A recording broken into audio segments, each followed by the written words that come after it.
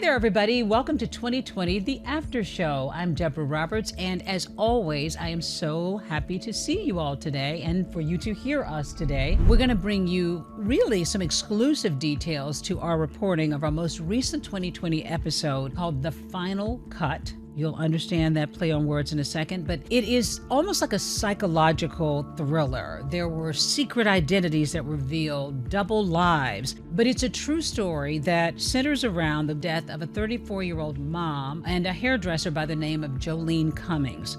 Joleen was popular in her area of work. She was a hairstylist, and she had dreams of opening her own salon. She had clients who called her a hairapist, a little play on therapist, because she loved to talk to them about their lives and help them try to solve their problems. But on May 13th, 2018, Mother's Day, which also happened to be Joleen's birthday, she didn't show up to pick up her children from her ex-husband, which was out of character for her. Nobody heard from her. Her mother didn't hear from her. It was very strange. And nobody knew where she was, of course, except the person who was responsible for her disappearance. I worked on this story. I traveled down to Florida and spoke with a number of people involved, including women who had worked and been at the hair salon where Joleen had worked for years. Also, I worked alongside a producer, Keren Shiffman, who is here today. Hey, Keren. Hi, Deborah. Keren is going to bring us some of the details here. Keren, you and I have worked together on a lot of stories. We've never had a chance to do this. No, this is so weird.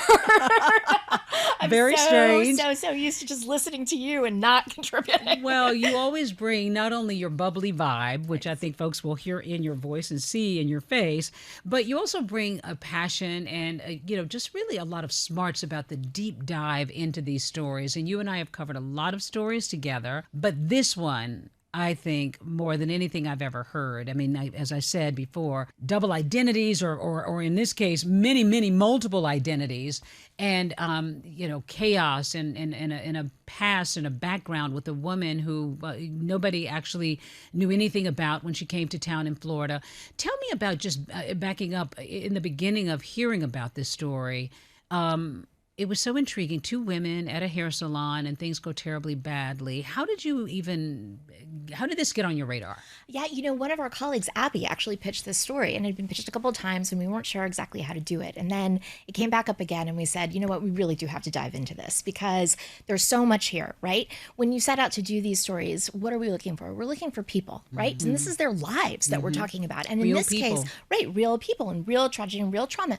And in this story in particular, the people are just unbelievable. You've got this mom, Joleen, who is so loved. Everybody that we talked to talked about, what an amazing mom she is, how she was working so hard to, do a good job for her kids and really, with, like you were saying, the ambitions of having her own salon. And that's admirable, right? We all know somebody a little bit like Joleen. Mm. She also had this great spunk to her that people would talk about. This idea that if she saw you and she thought there was something up, she wasn't going to hold back. She was going to look at you and go, you fake, I know you fake, I'm going to figure it out. So that to me was, I heard about that and I thought, okay, this is interesting. This is a smart girl who was onto something. What was she onto? Then you find out about her coworker, Kimberly Kessler, and my mind is blown. Yeah. Because like you were saying, 18 aliases from 1999 on. This woman is changing her name. She's changing her identities. And so that in itself is just fascinating. It was intriguing. It was intriguing. When I was going through the details, as I often am at home, and my husband hears me talking about the story, he was so fascinated because it's rare that you find two women who are at odds in something this horrific. Let's set the scene, though, and talk about Joleen, because at the core of this story is a victim, a mom of 3 children who didn't come home one day. Joleen lived in this small town just across the Georgia line. I grew up in Georgia, and I was very intrigued by the fact that it was sort of a southern small town. And that was one of the things that we did notice when we started digging into this. It wasn't like a cookie cutter, beautiful setting. But as you said, by all accounts, she was, a good mom, cared a lot about her kids.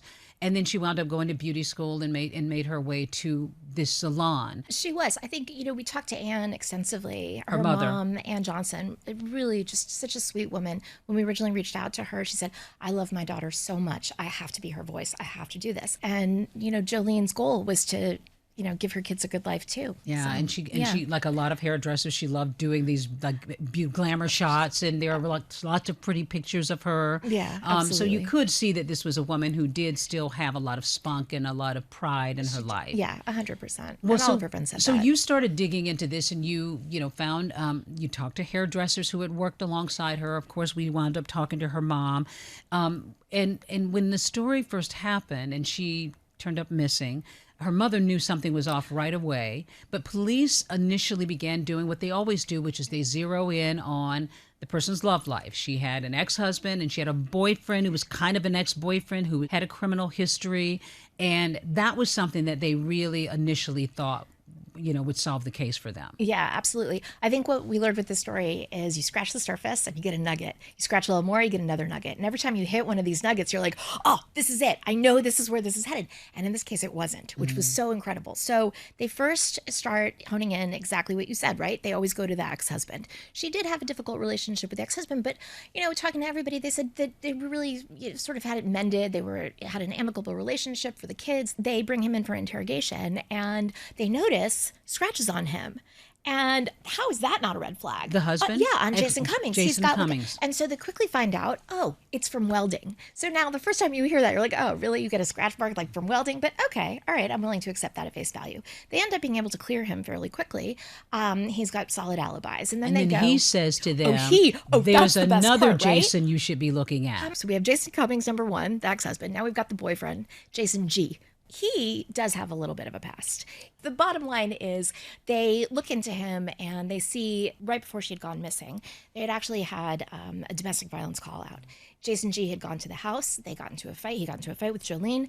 Joleen didn't want him to spend the night. She was trying to be, above board. She knew that Jason Cummings, the ex-husband, didn't want Jason G there with the kids around. So she said, you got to go, you got to go. So doesn't really look good. They bring him in. What do they find on his arm?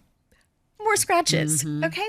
These scratches, and by the way, when you listen to this interrogation, he's like all over the place. Yeah. He's like, his head is down on the table. They ask him what the scratches are. He tells them it's from a dog. But it sounds right? suspect. Right. Yeah. I mean, really, you're an investigator. You're listening to that. What are you thinking? You're like, I got to look into this guy a little bit more.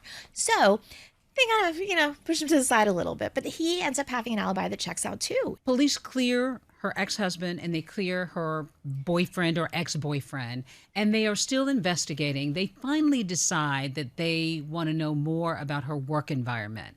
They go to Tangles, the hair salon. They talk to some of the employees, and they start to realize that, they want to look in closer at Joleen's orbit. They talked to some of her coworkers, and they learned that there was a coworker, a new woman in town, a new woman at the hair salon by the name of Jennifer Seibert, who didn't really seem to get along with Joleen and was an odd bird for everybody else. And, you think about Southern beauty salons, and I grew up in small town Georgia, and, you think about Steel Magnolias, right? Dolly Parton, Absolutely. who, by the way, had a song called Jolene. And this Joleen was actually, her mother said, named for that song. That's right.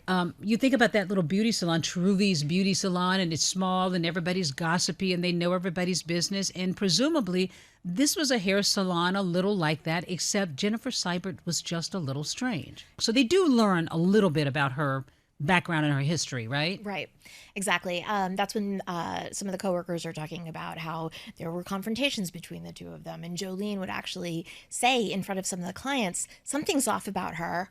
I can't quite put my finger on it. Something's off and I'm going to find out. And everybody that we spoke to, whether it was Brittany Sway, one of her closest friends from cosmetology school, or even her mom, said Joleen was on to people. If she sensed that something was off, she was going to find out exactly what it was to confirm whatever suspicion she had. I spoke with one of her former clients who did talk about that too, that Joleen was that type. She was spunky enough, and she said that if something, she'd call you on your stuff. Exactly. So if she thought something was odd. So I can see how the two of them might have had some problems. Yeah. Police are sort of suspecting that something is off here, but they don't have really any idea. And then they get this surveillance video. They're trying to find Seibert because they want to know more about her story. Exactly. And they can't find her. They get a tip that somebody spotted Joleen's car in the parking lot of the Home Depot, and they go immediately to try and investigate. But even before that, right, investigators had gone back to Tangles to try to just see if there was something that they had missed. And that's when they start walking through.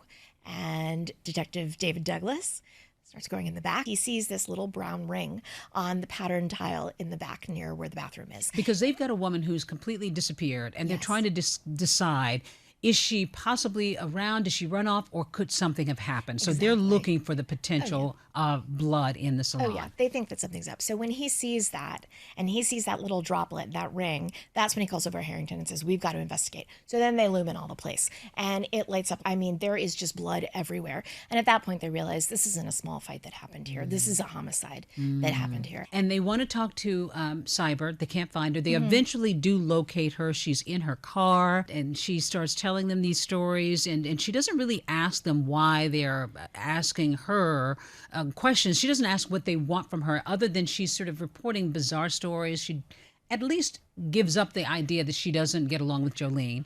They know that, but then she kind of gives them these distracting stories about bed bugs and all of this, but at the very least they've now connected her to Joleen's vehicle. They see this figure get out of the car, and they've got that on surveillance tape. They follow that. There's another surveillance camera that's by the Gate gas station, and they capture yet another surveillance video of that same person walking in. And that's when Harrington's hair stands up on the back of his neck, because he knows the face of the woman that is standing there in front of that cashier in that gas station. It's Jennifer Seibert, the person he thinks is Jennifer Seibert. So he goes, bam, now we got to go find her. So they start talking to her. Right.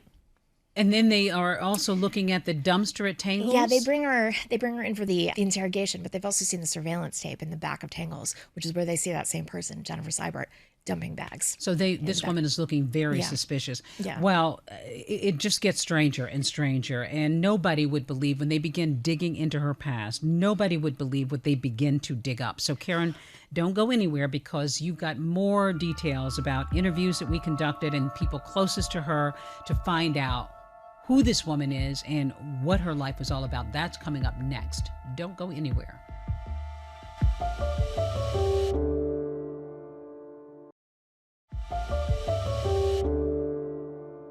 Welcome back to 2020, the After Show. I am sitting here with Keren Shiffman, one of our veteran producers and bookers here, who usually doesn't want to come on camera to talk about anything, but here we are today. So thank you for taking the time to do this. But we are taking a look at our latest 2020 story. We titled it The Final Cut. This is something that happened in a hair salon. It is the story of the disappearance of Joleen Cummings and a woman in her life by the name of Jennifer Seibert, who was the newest employee at the salon. At this point, when police begin questioning Seibert, they have seen blood in the salon. They are losing all confidence that they're going to find Joleen alive. I think that's very fair to say. Yeah. That is very fair to say. They've got her in there. They've got her in the interrogation room. And they think that they've got Jennifer Seibert in the interrogation room. Now, I want you to imagine that you are Wayne Harrington, this seasoned detective, and you go in and you're all ready to talk to Jennifer Seibert.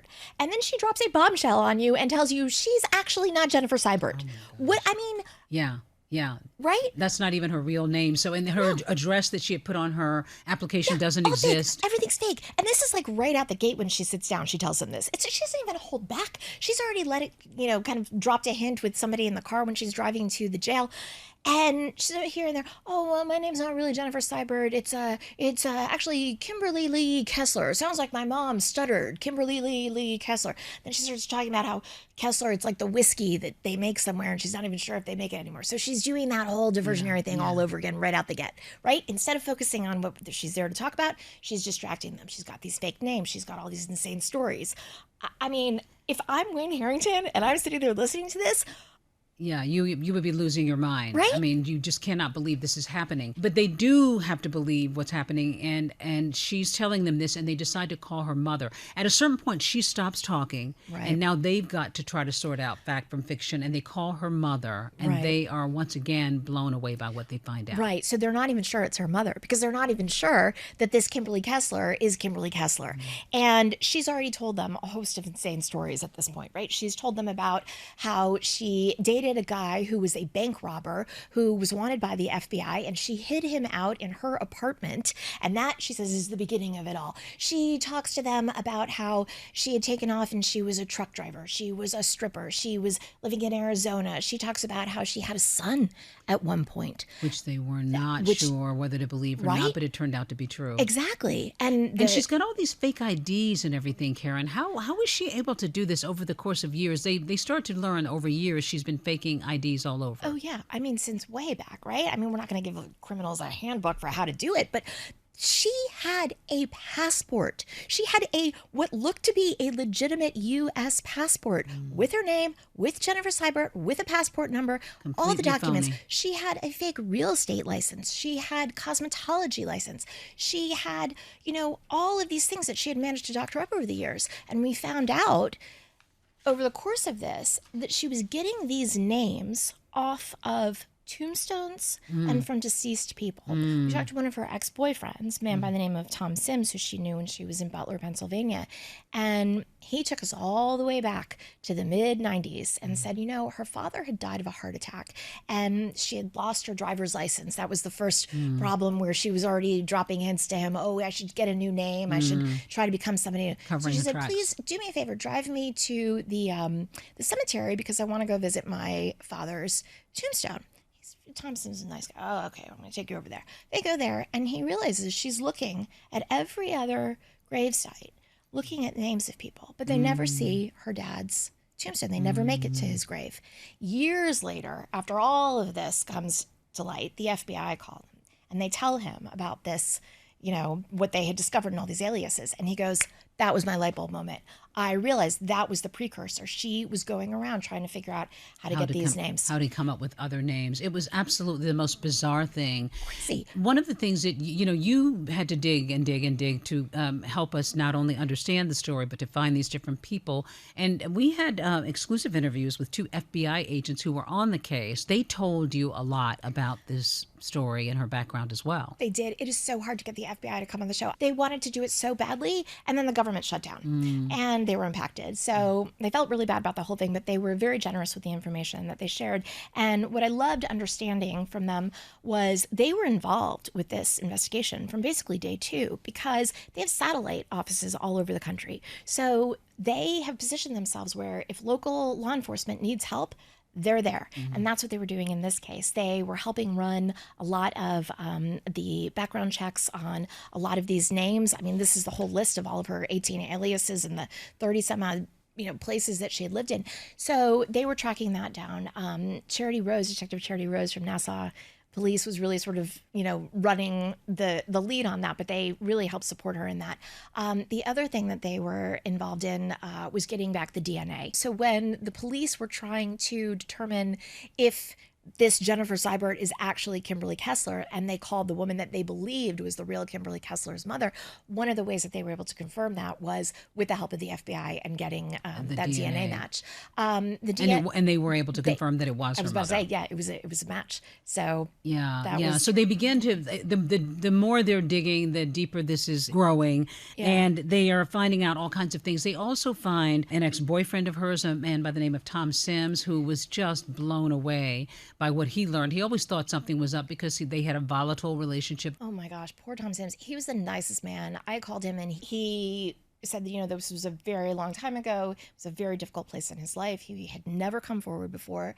He had not done an interview. Ours was the first. So I'm, really grateful to him for shedding light on what she was like as a younger woman. And his family kept trying to tell him, you really got to get away from this woman. The things that are happening here are not normal. But, he describes himself as being young and in love. He actually thought he was in love with her or that it was some semblance of love. And he says he was young and naive and he didn't know.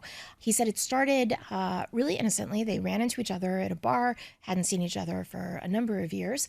They started dating.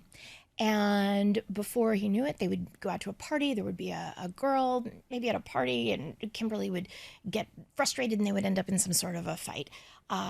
They would come home, and Tom describes how they would come home, and she would then take it out on him and start yelling at him, and it escalated from there. Yeah, no, he had a really compelling and very tragic story, I thought, to tell about that. Another interview that didn't make it into the program was a former landlord of Kimberly Kessler's, and you got a little bit more insight into her behavior. I did. The police were so generous. They shared with us all of their evidence files, and in that, we were able to find that Detective Charity Rose had actually tracked down one of Kimberly's landlords from Rochester, Minnesota. And he was a physician, a psychiatrist, actually. And he had an apartment, that they were just renting out. And Kimberly had gone to church she was just passing through town and she just found this church that it happened to be one that he and his wife went to. And she mentioned while she was there, she was looking for a place to stay. He suggested, you could rent from me. She caused him so much grief, according to what he told police. He feared by the end of it, like serious repercussions for his professional life. She accused him of stalking her. She accused him of going into the house and peeing all over her sleeping bag. She didn't want to have any furniture. He offered her furniture. She wanted to live in this just very sparse environment. And, she was just making his life absolute. She had a trail of chaos and mayhem in her life, and police were quickly able to discover this. And at a certain point, it was pretty clear to them that something had happened. They had seen the surveillance video. They started to put this all together. Investigators really began to make a case that she clearly had killed Joleen. They didn't find any remains. They searched and searched. They did see her on the surveillance tape throwing these garbage bags in the garbage bin. Again, on the surveillance tape, almost surveilling the place to see if the garbage had been taken out. They searched landfills. They never found anything. They found a small fingernail they thought belonged to Joleen. Yeah, it's really heartbreaking. The FBI, they led the lead on that search for the landfill. They were out there for days on end in 117-degree heat. They were covered in ice packs and all sorts of things trying to find her. And at the end of the day, they came up with nothing. But in the woods right behind where that dumpster was, Nassau police did find like a blue Rubbermaid bin. In that there was blood from Joleen that they found, and like you said, there was a tiny piece of an acrylic fingernail, which they connected to Joleen. Exactly. So they were convinced that she was killed. They didn't have the body. Prosecutors had to go to court without a body, but they were convinced that they could make the case that Kimberly was very suspicious, that Joleen was onto her, that she knew something was happening. They took this case to court, and I think they were not prepared for what they were going to find. They knew that they had this woman with a very bizarre background, but then she's disruptive in the courtroom. She shows erratic behavior. She goes on a hunger strike in the jail. We talked to jailers who talked about her throwing feces at them. I mean, just really showing all the behavior of somebody who was not fit to stand trial. That delayed the trial for a while. There was a lot of talk about whether she was competent to stand trial, but ultimately they concluded that she was. She had lost a tremendous amount of weight, but she was convicted in this case. And even at the very end, Keren, I mean, she still couldn't come into the courtroom. I mean, for sentencing, she would continue to show this disruptive behavior. It was just absolutely the strangest thing I have ever, I think, encountered in a report. No, it really was. And I remember when you interviewed Beth Smith, the jailer, and she was telling you about her antics every single day and just how she was terrorizing everyone that was there in the prison with her. And then, I mean, until the absolute end, they all believed she was putting on a show. I think it was Beth that told you at one point too, right? That there was a book that she had read about how to behave this way. So crazy like a fox. Yeah, right? That's the big question. That's the big question. Did she have some mental illness, or did she just sort of learn how to create this mental illness? Well, she was convicted, and there was justice in some ways, I guess, for Joleen Cummings' family, but they didn't have her remains. They didn't have a body to bury. They were able to create a memorial service for her, but a very, very difficult time. Her mother was still tearing up,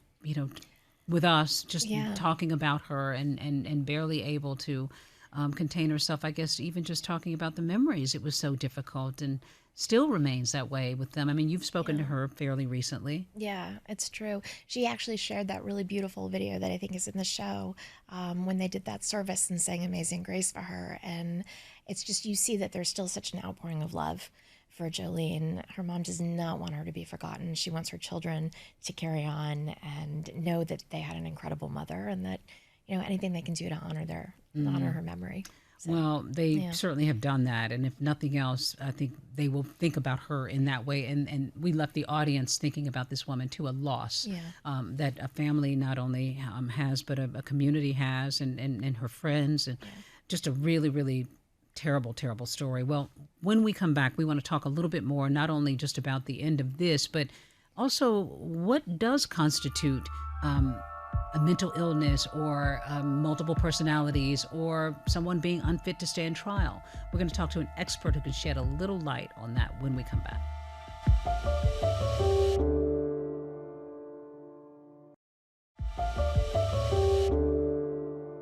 Welcome back to 2020, the after show. You have been hearing some pretty disturbing details about a story we just covered. Keren Shiffman, our producer, is here. We've been talking about the case of Kimberly Kessler and Joleen Cummings. Joleen Cummings, 34-year-old mom who was murdered and her body never found. But it was a very, very surprising case. Her coworker was charged in her murder and convicted. And we talked a lot about Kimberly Kessler in the courtroom and acting out in disruptive behavior, and she had to be taken out of the courtroom. And there were questions about whether she was fit to stand trial. So much of that played a part in our story. I want to bring in emergency psychiatrist Dr. Adjoa Smalls-Monte, who has sat with us before here and talked to us about some of our stories. So welcome. Thank you. Always great to talk to you, especially to help us break down some of the medical issues. Obviously, you had no part in this story. You don't know these characters. You didn't treat Kimberly Kessler. But when you heard about this woman who just displayed this really bizarre behavior, starving herself, disrupting the courtroom, throwing feces at her jailers, what comes to mind for you when you hear this kind of behavior? So, of course, anyone would think, is somebody in their right mind when they display this behavior? And that was a question for the judge, for the defense, for even the prosecution. And so they wanted to know, is she fit to stand trial? And that's a good question to ask. Anyone can order that evaluation. And then a psychiatrist or a psychologist would do that evaluation. And when we're trying to determine whether someone is fit to stand trial, it is whether they are having a mental illness that is going to affect the way that they are able to understand the court hearings, what the proceedings are. And the other standard that we're looking at is whether they are able to reasonably assist an attorney in the defense. In their defense. And so obviously, people thought after an evaluation that she was able to do this and that her ability to do so was not compromised by a mental illness. The jailers told me that they were convinced that she was very clever, that she was, clever like a fox, and that she almost studied this type of behavior to know how to present herself as someone who was having some kind of a mental breakdown, if you were, the hunger strike, all the different ways that she presented herself to them. And she was in jail for quite a while she was awaiting this trial. How do you know? How do you know? They are convinced that they saw a woman who was conniving and cunning. And you see people, I'm sure, oftentimes who you have to make a determination about. How do you know who's right there? Because she still will maintain that she was not treated fairly in court, and she did that even till the very end, before her sentencing, and that almost like conspiracies were going on around her. How can you be certain? So when we're evaluating whether a person has a mental illness, we have criteria. We know how mental illnesses present. So there are clear patterns of behavior. And while people can study them and try to mimic them, with becoming a doctor, with becoming a psychologist, you get to know the nuances of these different behaviors. So if someone is pretending to maybe hear voices, I can ask them certain questions to explain a little bit more. And as you're delving in a little bit more, really learn that maybe they're making this up or it's not quite what they're describing. There are also psychological tests that you can do, and how people score based on someone that would have a mental illness or someone that is maybe feigning a mental illness can help you determine what is happening.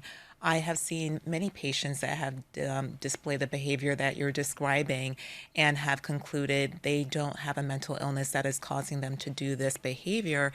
It can just be them acting out. And I can't, again, say what happened in Miss Kessler's case. I don't know her, never examined her, but obviously many people did observe her behavior, and you're seeing a lot of times whether this behavior is under volitional control. That's usually a key giveaway. And that's what those jailers were convinced of. Well, the thing that really, I think, captivated us and just sort of blew our mind, pardon the expression, was the 18 aliases. When police discovered that this woman had invented and reinvented herself over the course of time, multiple personality disorder or conniving criminal. I mean, that's the way prosecutors described her. What's the difference between those two things? Yeah, so let's first talk about multiple personality disorder, now called dissociative dissociative identity disorder. And with that, people have two distinct personalities, at least two, maybe even more personality states, identity states. And those identities really have separate personalities and experiences. That can often have periods of amnesia where the person doesn't remember personal details about themselves. They may also have periods of time where they just don't remember what has happened in their more recent time period. And DID, as we call it, often comes out of a history of trauma, early childhood trauma, usually physical, emotional, or sexual abuse. And people, we believe, have these different identities that are created as a way to protect ourselves as children to get through those traumas. So when somebody has dissociative identity disorder, they aren't necessarily aware that they are having these different identities or sometimes alters come out, and people will describe it to them. They don't have a memory of it. Now, some people, as they go through treatment, might have a little bit more awareness. But when you're talking about someone that is creating many different aliases, that is something that they are doing intentionally to mislead someone and they have a specific motive. Usually people are doing this as teenagers, as adults, and they have a full consciousness and memory of what they're doing. And for the case that we're describing today, it sounds like Ms. Kessler might have had more full awareness of what she was doing. One thing in dissociative identity disorder is that these personalities can come out at any time and people are not aware of it. Other people around them will tell them. But when somebody is trying to create an alias, they're usually trying to hide another identity very meticulously, very carefully, and other people will not know about that. And I think there are some details in this story that show other people didn't know about these aliases. You had to really dig deep. But with dissociative identity disorder, all of those different personalities are more evident to so many people around. Right. Keren, when we talk about the trauma, and we talked a lot about this in our piece, the family, we meet Ann Johnson in the piece, Joleen's mom, and this has been a very, very difficult time for this family, even now, and particularly because they never were able to put everything to rest. They never had a body to bury, and that was very tough, and we talk about that, and Ann told me how she has sort of tried to find some peace with that in her own way, but yet she still holds on to the hope that one day she might be able to have some remains to bury. What's the latest you've heard from the family and how they're doing? Joleen leaves behind 3 children.